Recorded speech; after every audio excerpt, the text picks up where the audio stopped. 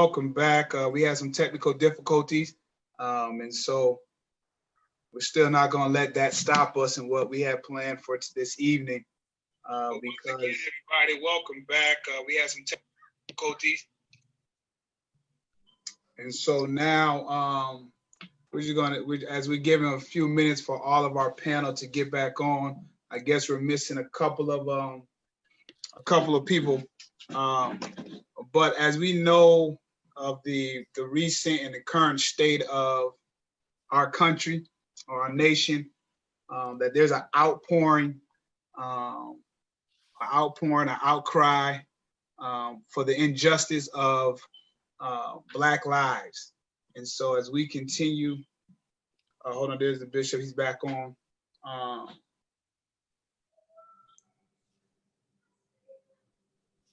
Yep, you good. All right, thanks. Yep, you got it. All right. All right. Bye-bye. Bye. All right, we're back. So we should be good now. I think we've resolved it. Is everybody good? Oh yeah, we're good. We just got a couple people still trying to get back on, but we're good. Okay. Awesome. All right, so we're back on live, and so we're waiting for a couple of people to join us again, I think, and we'll get them back on here shortly. We're waiting for Van, I think, to join us, and then we're waiting for anybody else to join us. Idrea dropped off. Okay, so maybe we can text them and get them back on as we're live now. All right. So they'll join us here in just a moment. And those of you that are watching us live, if you'd be so kind to just go ahead and share the page tonight, that would be helpful if you could share the page on tonight. So if you could share our page, we would appreciate that as we're on tonight. And so we would ask, so Elder Chester, let us get started.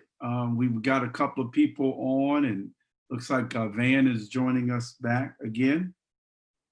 And so we're going to jump on and go ahead. And so again, everybody, we're on tonight with the youth at, our young people, I should say, not our youth, but our young people at New Hope. And we're on tonight to just discuss some of the things that are going on currently in our world today. Right. And we are polling a couple of questions that we will begin to ask them on tonight. So we're going to go ahead and start now. And we'll have Elder Chester to start to ask some of the questions. Yeah, so and these questions here are fire-starter questions. It leads to different things, but we want to get these answered. So to start off our question, I'm going to ask Danea, MIT Danea Sanders, what is the best way to educate the younger generation of being a Black man and how to deal with police brutality? What do you think are best ways to do that?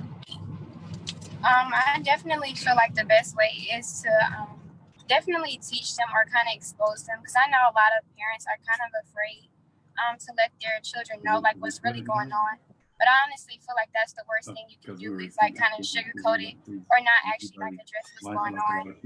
Because even when I was talking to like the middle schoolers, like that's a part of our church, like a lot of them saying like they're not worried about it. And I think that's kind of like the worst thing to do, because they need to be worried, or well, not worried, but they need to be concerned about what's going on and be informed. Not in a way to make them scared or afraid, but in a way to let them know like this is the reality of it and this is what we're facing. So I definitely believe, you know, parents sitting down or talking to the kids and just letting them know like this is the state of our nation, like this is how it is, and just letting them know ways that they can ensure that they're protected and still, you know, abiding by law and doing the things that, you know, we should do in order to stay safe. Yes. Okay, awesome. And I want to piggyback on the young men that we have. And either one of you guys can answer this question. It's off the cuff, Van or Troy Scooter. If you get stopped by the cops, what's your feelings? What's your thoughts now? And what was your thoughts before? And what's your thoughts now if you happen to get pulled over by the cops? I'm not gonna say that, you know, my thought process when being pulled over has changed, you know, due to the current events. I think it's always kind of been the same. Keep my hands, you know, where they could see them.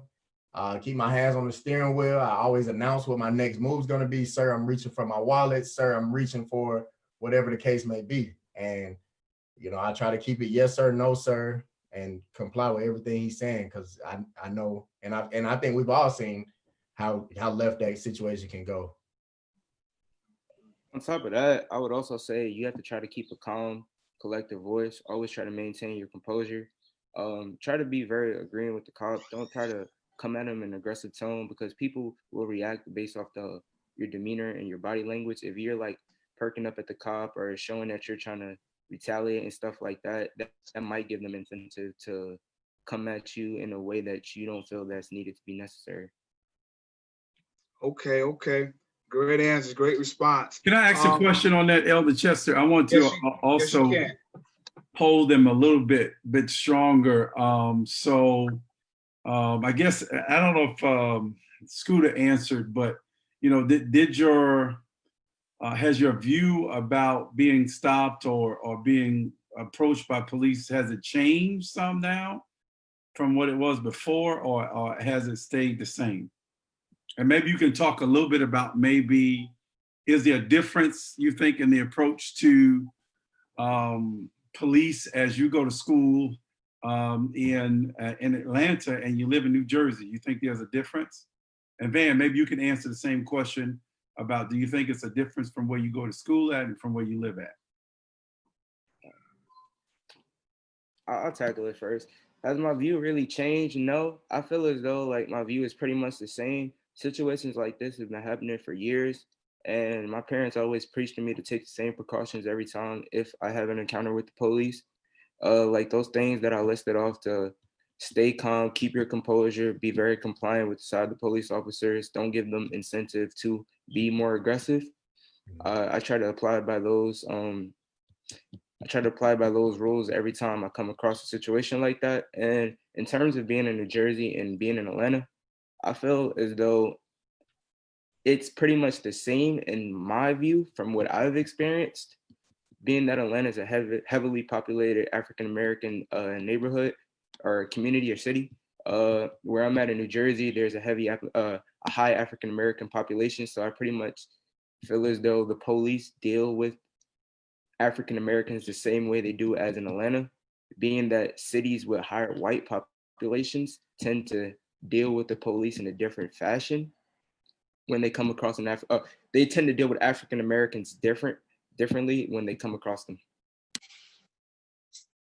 Yeah, and for me, it's a little bit different going from here to Alabama, where I don't really know the neighborhoods and I don't really know like, I'm in, you know what I'm saying? I'm in the ghetto, or I'm in the hood, or I'm in the uppity. I'm in the, I'm in the white neighborhood, and I don't know I don't know what to expect when I'm in these different neighborhoods, because I never been there. So it definitely forces me to be way more cautious and way more alert. And so I haven't had any run-ins with the police out there, but what I can say is that me being out there and not knowing my surroundings definitely forces me to be more alert and more cautious. Great answers. Thank you so much. And I guess the next question I want to ask maybe Rachel, what's your thoughts? Have your views changed on if you were stopped being a African-American female by police today? Has it changed some, or has it stayed the same? I would definitely say that it's probably changed just a little bit. But since I was always young, even when I started driving, I always saw in movies, police brutality was always going on inside of a movie or even in real life. So when I first started driving, that was my most fear, is getting pulled over. That was like the main thing I never wanted to happen, was me getting pulled over, because I never knew what could happen. Like, because anything could happen. That cop could be having a bad day, so he's taking it out on me and being aggressive towards me. So even when I do get pulled over, my voice is very shaky. The cop is probably looking at me like I'm crazy, because they're like, why is she so shaky? Why is she scared? But they don't know that they have put so much fear into us as Black people, not even just males, that we're fearing for our lives when we're getting pulled over by a cop, even the same color as us. Wow. Wow. Great point. Thank you so much for sharing that. Sonora, what advice would you have to young people today that are being addressed by police officers, and in lieu of what's happening in our country today? I would say, going off of what Scooter said, taking precaution and just staying calm.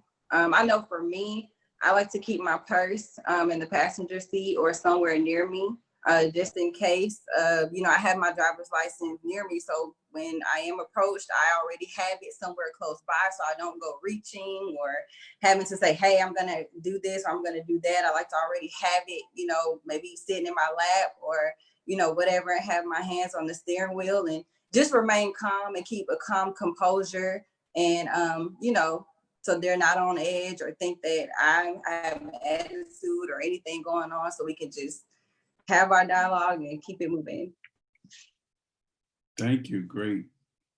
So I guess I want to ask another question, and I pose this question to Andrea, and that is, why do you think the George Floyd situation brought much more anger versus the Breonna case, and to also to Danea? Why do you think George Floyd's case brought more anger than the young lady Breonna that was also killed? I'm not sure how long it was for the Breonna case, but at least for me, I would have to say just the amount of time that passed between when he first put his neck on him and to the point where, he was no longer with us. That was a long time. And I can't imagine how he had to feel during that time, all of that time that passed, while he's trying to tell them that he can't breathe and they don't seem to care. Nobody's listening. Granted, we've had situations like that before, but I don't know. I think now it's been too much and it's been going on too long. But I think now, as we continue to talk about it more on social media and stuff like that, I think people are really just kind of reaching their point where it's too much. Like I said, it's been too much, but I think it's just at this point getting to where it's like something has to be done. Like, we can't be silent about it anymore or continue to just let these things get swept under the rug. Thank you. Danea, what's your thoughts? I definitely believe it has a lot to do with us actually seeing what happened to George Floyd. Like, I think when people actually seen it, like, we knew this stuff was happening and it was going on, but when you actually get a chance to actually see it, it just puts you in a whole nother perspective. And it's like, you get to place yourself in that person's shoes. Like, you actually see yourself, or you see your uncle, or you see your brother in that place, and it's like heartbreaking. And I believe like it probably would have been more of the same response if we seen a video of what actually happened to her, rather than just hearing about it. Because when you actually see it, I think it's very traumatizing, it's saddening, and it's scary when you actually see it happening. Wow. Great responses. I appreciate that. And so Elder Chester's back with us now, and we'll allow him to ask the next question. Yes, and so the next question, Sonora, I want to ask you this. What can we do different that we are not doing right now? What can we do different? I would say vote. If for number one, there's a lot of things we could do differently, but the main one, I know when I was watching the news the other day when the protests first started in Atlanta, the mayor of Atlanta, Keisha Lance Bottom, she got on and she said, we need to start making changes by voting and not even waiting to November to vote. There's a primary election that's going on right now that begins tomorrow for Georgia, June 9th. As young people, we need to continue to get out and vote and make changes to what's going on in our community. It starts there. And I would say also start supporting Black-owned businesses and continue to donate to the victims, the families of the victims, and just continue to protest and stand for what's right. Report what you see that's racist or that that you don't agree with. Don't continue just to sit and watch while things go on. Just continue to be better and to speak out and let your voice continue to be heard on any platform, social media, just anywhere you are. Just continue to speak your truth and continue to speak out against racism and inequality and things like that. That's what I would say. Great answer. One of the main things, voting is very important. And I want the young people to know, college kids, if you're at the age of 18 and the age to vote, make sure you're registered to vote. Make sure you're doing your part, because even in this time in barbershop talk or grocery talk, people thinking their vote doesn't count. And that's, your vote does count. People died for that vote and that right, and your vote do count. Does anybody got anything else that we can do different that we're not doing now to chime in on that question if anybody wants to say anything? I would just want to say that, there's a lot of people out protesting and I love it, but I feel like some people are out there looting, some people are out there just partying, some people are out there just to be there, just to say that they're there. And I feel like we need to make sure we're not losing the message of why we're really out there protesting and marching. We're here to make a difference and a change, not out here to loot because we want free stuff or because we just want to be out there just to say we're in the ambiance. We're here for a reason. We're here to make a difference and a change and to get our voices heard. Absolutely. And that was one of the next questions that I had that you went straight into, Rachel, which was a good idea. What is the message that we are trying to get across when we are protesting and marching?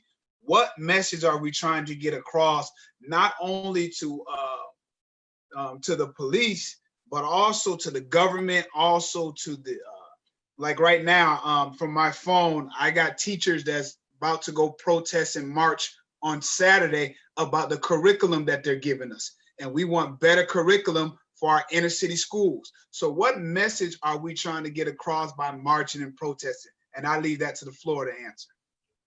I would say, go ahead. You sure? Yeah, go ahead. Yeah, I would say that the people are tired, and people are just tired of us living under oppression and us. I mean, you gotta think everything that's going on. There's an entire pandemic going on. People don't have jobs. I mean, and I feel like it's just pent up aggression and pent up anger. And George Floyd was just, the last straw on the camel's back. And people are tired of the system or the lack of system that we have, and the systemic racism that is continuing to overrun the country. And people are tired, and they're speaking out, and they're expressing they're expressing, like, that's the only thing I can say is that people are expressing themselves, and that's the only other way they know how to do it. Go ahead, Sonora. Good answer. Pretty much what Van said, like just letting everybody know that we're here. We're here and we're tired of just sitting back and just watching and just recording. We actually want to take a stand. We want our voices to be heard, and not even just for you to hear us, but just for you to see us. Like, we're here and we're tired. We're sick and tired of the things that are being done. We're tired of the racism.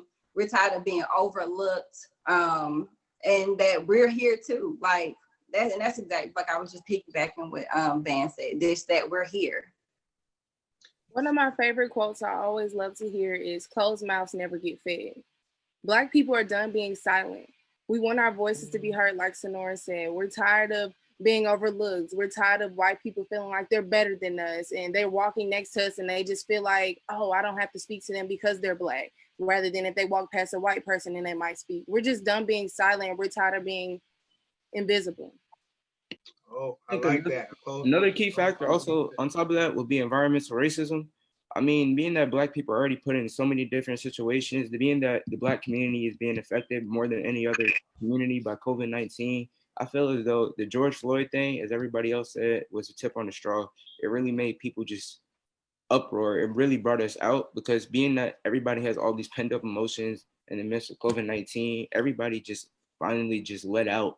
People are just tired of years of oppression, police brutality.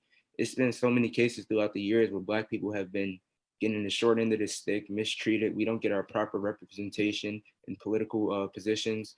And being that the Black community is used in public images, the Black community is probably one of the most thriving communities out here. And being though that we're just being used, especially in the hip hop industry and stuff like that, Black culture is put on the forefront, and we're just tired of just being used and just drawn out and just dragged around like we don't matter.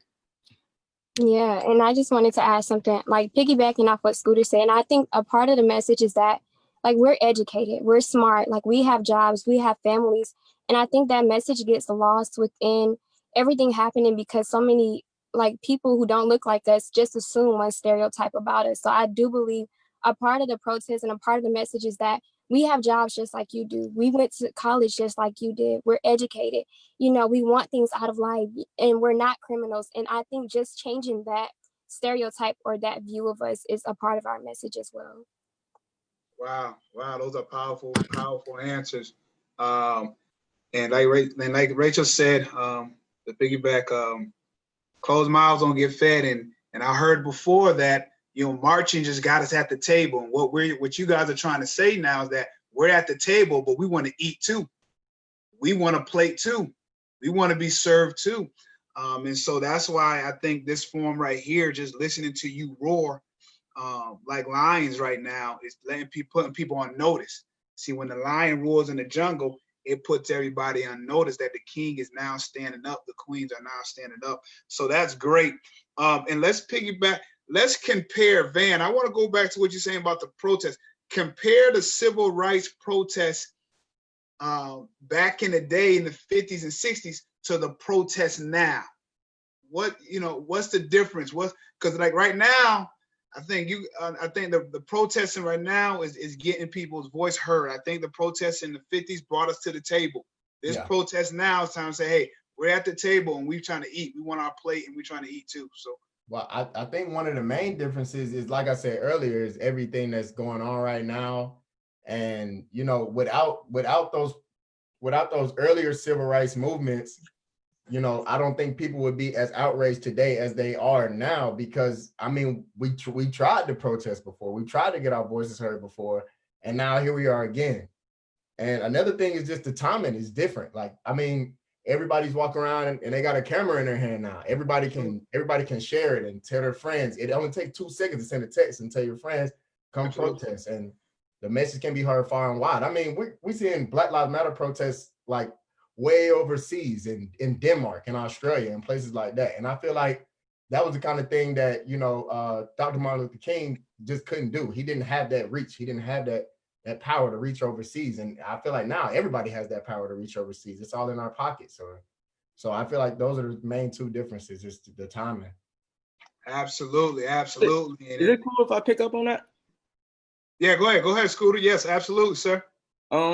I think another thing is, being that we're in an era of social media and everything can be recorded, we should have way more power than what people did in the 50s. Like, looking at what people like the Black Panther Party did, where they drove basically all across the country trying to recruit new members and bring them inside.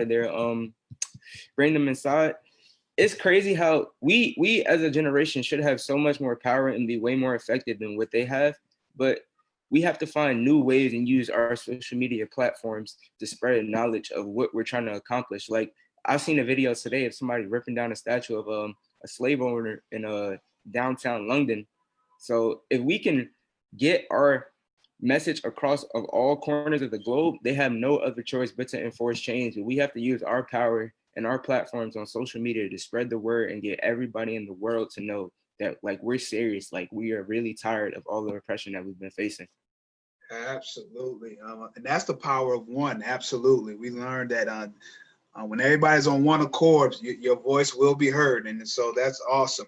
And so now I want to get, and you led us to the next question.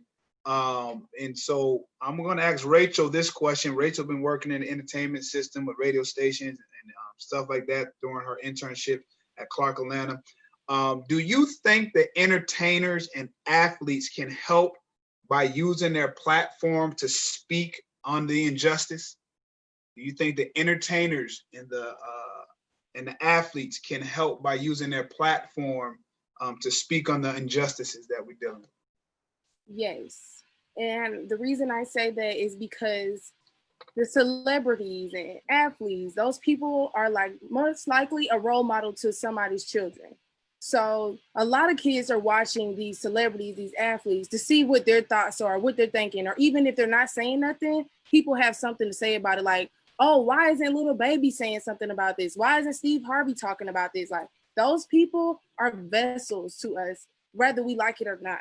So I feel like them speaking out and speaking up and making their voices heard are just as important as us, or more important, because I feel like the people that need to listen to us will listen to them more than they will listen to us, whether we like it or not. So I feel like them speaking out and them seeing that it's important, like Keke Palmer going out to the protest in the police face, talking to the police, letting them know, like, this isn't right. You need to be out here marching with us. And she got the Army guy to even kneel to her, to respect everybody that's out there. So just having them out there being a vessel is very important, I feel like. Anybody else? Drea, and so when we talk about the music, we talk about the entertainers. Now, what do you think the role of white people should take during this time? What do you think the roles of the white people should take during this time? Because now we're saying, hey, silence, you can't be silence. Let us know that we hear you loud and clear. When you're silent, that means we know where you stand at. So what do you think the white people should talk? How should they talk during this time? Or what stand should you take? I think their role is very big at this time. I've been seeing a lot of videos of people kind of coming to our rescue, of where like other like white people were kind of like harassing like a teenage Black boy that was just riding his bike, or, you know, other videos like that. And it would be like other white people that would come up and be like, you know, leave him alone. He's not doing anything. You're acting ridiculous. And I feel like actions like that are the kind of actions we're gonna need, because a lot of this stuff is going on because of, you know, people in that race. So for those that definitely stand with us and don't agree to how we're being treated, they need to speak up and use their voice as well, because it's going to have a larger impact, I feel, than probably anything that any of us can say. Yeah, and to add to what she said, I mean, we got to be real. White people are the majority, and like, yeah, we can get out there, we can protest, and we can get our voices heard, but without them, we're still the minority, and we kind of like need those numbers, and we need those additional voices if we really want to be heard by those faces in high places. On top of that, I think I actually went to school with a bunch of white people in my high school days. So many white people right now are very fearful of saying something that could possibly offend the Black community. I think as a community, we have to promote white people to stand up. We have to hold people on the same accountability that we hold ourselves on. Like, if you're gonna go to a protest, don't just go to the protest and just be done with it. Like, going to a protest, you have to continue the word that it's trying to be spread. Like, some people just go to the protests and they just completely just forget about what they just went to. They just went just to take pictures. But like, if you're gonna do something, you have to be consistent with it on a consistent basis. Like, if you're not gonna be doing this on a consistent basis, there's no point of you even interacting with it. So we have to hold our white counterparts to be just as consistent as we are ourselves, and that will help spread the word and message that we're trying to get across. So I mean, if you have a white friend, just go up to them, promote them to post something Black Lives Matter, or to help them get the word out, spread it through social media, so we can get the word all throughout the country and hopefully across the world, so we can help Black lives all across the nation. Let me ask a question too on that, and y'all all answering so great. And I know Scooter just said that he's going to high school with Caucasian students. So I want to ask many of you that are in school, some of you that have graduated already, have you had to deal with racism even in your school system? And if you have, how have you dealt with it? I'll go first. But definitely yes. Going to UGA, like I believe everybody that goes there, they know like it's predominantly white. And me coming from, a predominantly black school to college, that was so different for me. And I really just had to find people who looked like me and understood me. Um, and I just found it very important to join organizations that with Black people for me to feel safer and not even, well, excuse me, for me to feel safe and more comfortable. But also I've extended myself to even joining other organizations that are not predominantly Black, just to like add that Black person in there, like to be a representative of other students that may want to join but may not be able to because it's predominantly white. But I just piggybacking off of everything that everybody else said, just hearing white people or the people who are like, usually not known to speak out or stand for us, hearing them stand up for us and actually like be direct about what they stand for and really condemning racism means a lot. And when they don't do that directly, because honestly, my school hasn't done that directly, it is really saddening and it can be very scary to still, go to that school and know that they might not support, the Black Lives Matter movement, or that they don't fully support it, because they have people that attend their school or people that give to the school that are racist. So it's just, I feel like it's just a catch-22. Like you have to decide, like, do you still go to the school or, it's just hard for me personally, but just finding my community of people has helped me. Piggybacking off what Danea said, I had a couple incidents at my old school where I had a friend that was doing the presentation and he actually got a racial slur. I mean, for what we have to do as a community is if we see something like that, we have to put it on blast. We have to confront people on if they have racist beliefs, we have to expose them for having those beliefs. We have to show people that what they're doing is wrong. A common quote I also hear is nobody's born racist. You're not born having a hateful spirit. You're taught to have a hateful spirit. So we correct those people in their miseducation and teach them how to love and how to care about everybody. So many people are closed-minded. People that tend to be racist don't open up and look through different perspectives. So if we show them another perspective, because many people take advantage of Black culture, take so many things out of it, do all this type of stuff. You can be racist, but you listen to Black music and you're gonna come back speaking hateful things towards Black people. Like it doesn't add up on the same type of lines. Good. I would say that I did go to a HBCU, and for high school and middle school, I went to Christian school, or it was mostly predominantly that. So when I was in school, I never had those situations where I'm dealing with white people being racist towards me. But my school, Clark Atlanta, was in the Bluff, which is also what they're creating as upper class right now. They're shutting down everything that was once built in the 1900s and they're making it all new.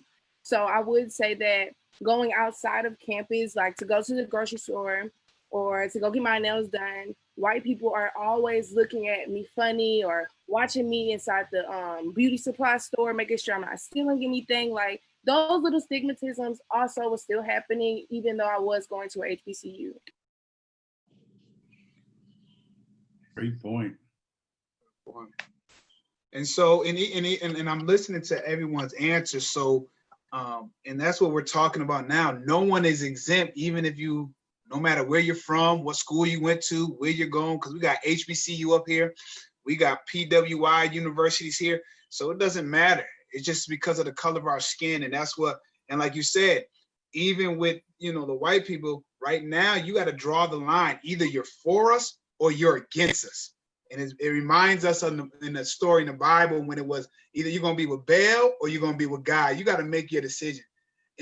And long before like the other incidents that happened in the nation, a lot of people were able to straddle the fence. They were able to say, nah, I'm not going to talk on this situation. But now, like we all said, we're fed up. Enough is enough. Either you're with us or you're not. And it's okay. We just need to know where you stand. And that's what they're doing in the news as teammates are calling, professional athletes are calling out teammates. And then, like you said, Scooter, you said we have to let them notice that, hey, what you're doing is wrong. And no one is in. They let Drew Brees know it's not about the flag. Colin Kaepernick wasn't talking about the flag. He was talking about the injustice. And then Drew Brees came back and said, hey, I need to learn more about your culture. And told the president that he said, hey, no, it's not about the flag. We need to know more. The NFL came back and said, we apologize. We apologize that 4 years ago, we didn't know we thought it was about the flag, and it's not about, it's about the injustice that is happening. So yes, once we make people notice, then they have to make their decision, and we got to hold them accountable for that. Let's go to this next question. And it's for the floor. And it says, how do we deal with the mental health situation that is going to occur in the Black community from this situation? I'll take that question. About police brutality, about the mental. I have two boys. And then here's the follow-up question: how do we deal with the mental health? And then I want the ladies on the panel, because we're talking about young men, but guess what, guys? Black women get injustice too. Let's not forget about the injustice that happened to Black women at the same time. So the first question: how do we deal with the mental health after this for the Black community? All right, so first of all, we talk about this problem all the time at school, so I'm very familiar with this topic. It's a quite often a thing that's known as toxic masculinity, where as men, we're taught to keep our emotions inside, especially as Black men. We're taught that's tend to be soft, and we're supposed to repress our emotions and feelings. But during a time like this, we have to use social media. Being that we can't go outside and connect with as many people as we need to, we have to use social media, post how we feel, talk about how you feel. If you're outraged, post it on social media, tell the world how you feel. If you're angry, tell the world how you feel, because there are going to be many different types of people that's going to relate to you, and you can build a gathering. Like, if you feel as though you're angry, start an Instagram page. You can start going Instagram live, share with your friends, get people on there, bring people up there to talk and build up a platform to talk about how you feel. Like, expressing your feelings is a very key thing as a Black man, because I feel as often as in this society, in this current day, Black men don't express how they feel, and they keep everything inside, and it can cause different type of health disparities. It can cause stress, which can lead to heart disease, which causes mortality in the Black community. And all of these factors that relate to our mental health is ultimately killing us at the end of the day. And then another key thing is, like we said before, we have to all work on one accord. We're all going through trauma, turmoil, all this type of stuff right now. We all work on one accord, make our voice known as one. They have no other choice but to listen to us. As I said before, another thing is social media is a key factor.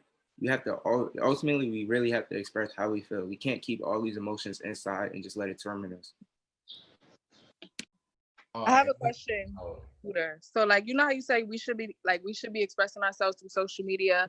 Do you feel like at times, like, we do need to take a break from social media just because seeing so many like traumatic videos and like police beating people, killing people, like, how do you think that affects young children seeing that every day, people getting killed, people getting murdered? Like, do you think that we should take a step back from social media and like clear our heads and get ourselves together? Like, how do you feel about that? Yeah, I think that's a great point. At times, everybody does need a break from social media, but if you are trying to spread a word like this, and being that we're in the midst of a pandemic, COVID-19, not everybody's going to be able to go outside, protest, put messages on, but sometimes a quick post saying how you feel, just a quick little something, and then hopping off social media, because all that stuff can be traumatizing and increase the stress level that you already have. So, I mean, I agree with you. I mean, in the midst of this pandemic, a lot of people have been posting a lot of negative stuff on social media that has really just been weighing us down as a whole. So, I mean, as of right now, I think the best strategy is take a week on, week off, week on, week off. You have to find the perfect balance that's going to be the best for your mental health.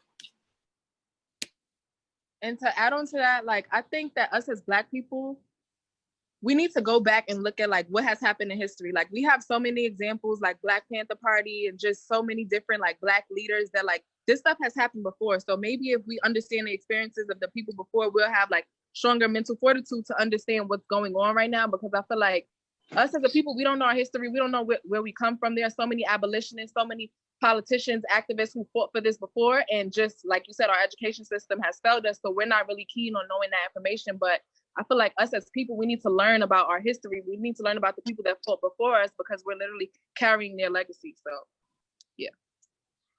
And that's a good point, Tanae, because a lot of people saying, "Hey, we protest, that's not working anymore," or "We did this." That no, it worked. It got us to the place that we're at now. It worked. It worked. It got us to the place, and like you said, we have to carry the torch.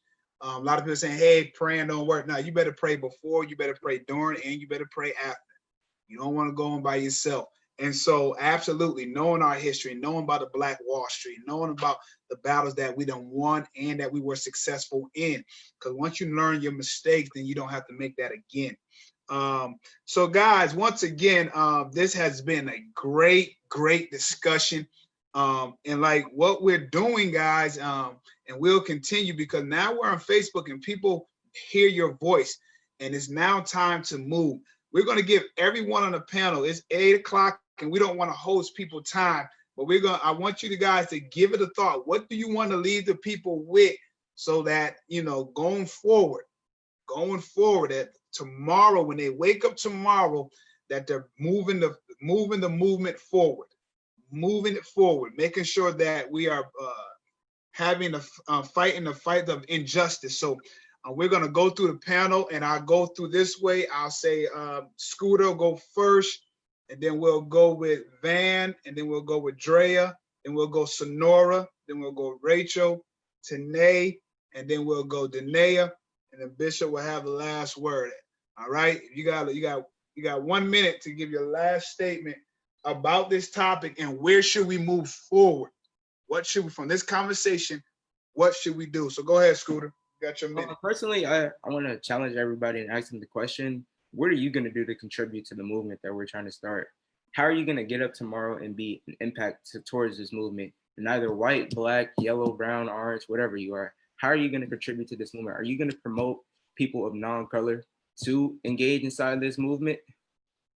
Use your social media platforms is another thing I would say. Use your social media presence. You can have a small amount of following, but it doesn't hurt just to put something up there. You might hop on a hashtag and somebody else might see it. You never know, they might share it with somebody else and then they share it with somebody else. So just be aware of the power you have. We all have power inside of a phone. Van? I just wanted to say, not that it's wrong to have role models, but we got to stop looking up to those people that aren't speaking out and expecting people who have these millions of followers or such a huge platform. We got to stop, waiting on them to say something or waiting on them to do something or waiting on them to donate and think about how we as individuals can go out and make a difference and not just those faces in high places. Drea? I think it's important to stay informed about everything and to really know what's going on so that we can, kind of like Sonora said earlier, do things that will help to make a change, such as voting or, whatever else is available that will help kind of change the things that are in place. And like Tanae said, it's kind of hard to just, see all this stuff going on every day. It's easy to get distracted and want to watch something funny instead or something like that. But to just basically stay informed and do what you can from the information you gather from that. Awesome. Sonora? Yep. Knowledge is power.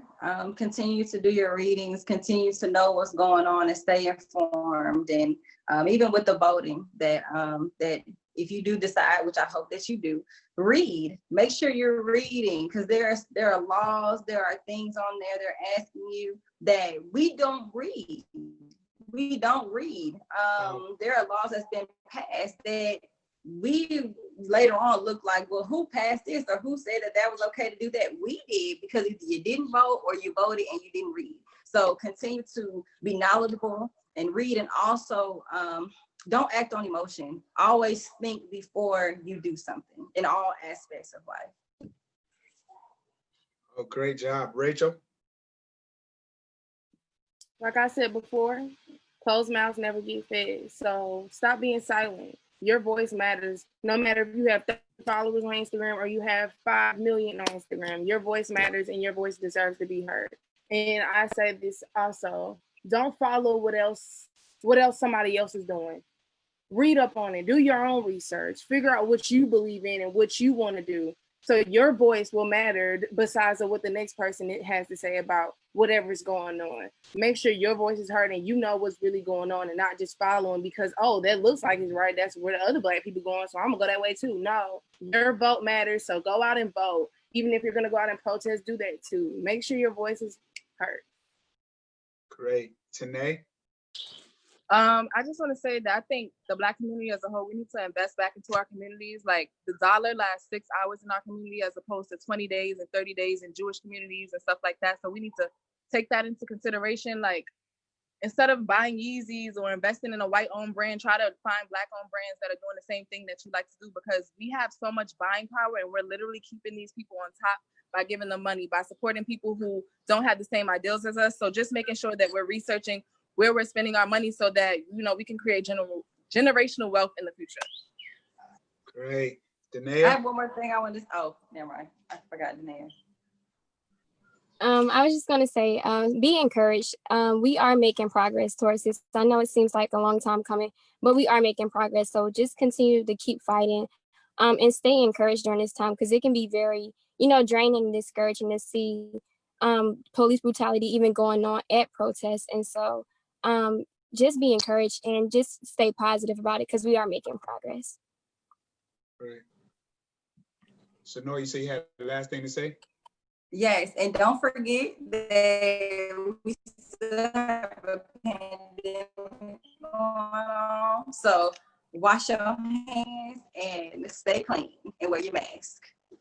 Gotcha. Bishop, do you got any closing words? Just nothing really. I mean, they have done an outstanding job. And I just wanted to applaud all of them and what they said and outstanding. I don't want to really add or take anything away from what they said just because they all have just done a fabulous job expressing themselves. And for us in the 21st century to be able to utilize this platform called social media to speak out. And I believe Van brought it up, but I can't remember who it was just said that racism has not just started, it's just now starting to be recorded. And so, it's not that it just started, it's just being recorded now. And so while we didn't have those devices before, now we do have them. And now it can't be hidden. And now it's out in the open. I applaud all of you. Don't stay silent. Let your voice be heard.